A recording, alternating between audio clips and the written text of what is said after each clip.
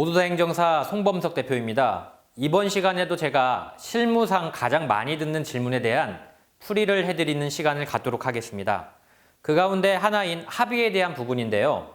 합의에 대해서는 관련 종사자가 아닌 이상 제대로 알 길이 없습니다. 이 시간을 통해 대략적인 윤곽을 잡아드리고자 합니다.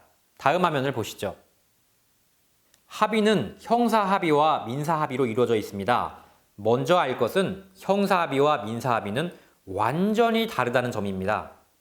형사합의는 국가가 범죄자에게 내리는 형벌을 감형할 목적으로 피해자의 처벌 불원의 의사표시를 확보하고 이를 수사기관이나 법원에 제출해서 선처를 구하는 것입니다. 따라서 형사합의의 합의금은 위자료 명목입니다.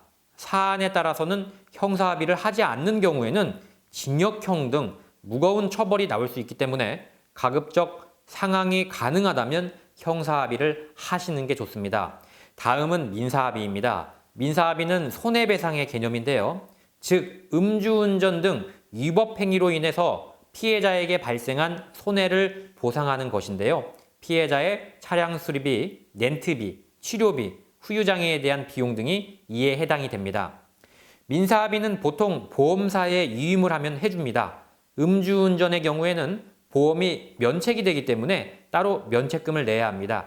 2018년 기준으로 대물 100만 원, 대인 300만 원입니다. 많은 분들이 형사합의와 민사합의를 구분을 못하는 게 현실입니다. 가능하면 둘 다 보는 게 좋습니다만 상대방이 합의를 하고자 하는 의사가 없다면 민사합의라도 보험사에 위임해서 봐야 합니다. 왜냐하면 정당한 손해배상을 해주지 않을 경우에는 향후 그에 대한 손해배상 민사소송이 제기될 수 있기 때문입니다. 아울러 형사합의의 경우에 피해자가 원하지 않거나 형사합의금이 협의가 안 되면 이루어지지 못하는 경우가 많기 때문에 많은 노력을 해야 합니다. 형사합의와 민사합의에 대해서 알아봤는데요. 도움이 되셨는지요? 이 외에도 합의서 작성 방법, 적정한 합의금, 합의의 방식 등이 궁금하면 언제든 모두다 행정사에 문의 주세요. 저는 손해사정사 사무소에서도 오랫동안 근무를 했기 때문에 민사합의에 대한 절차도 정확히 파악하고 있습니다.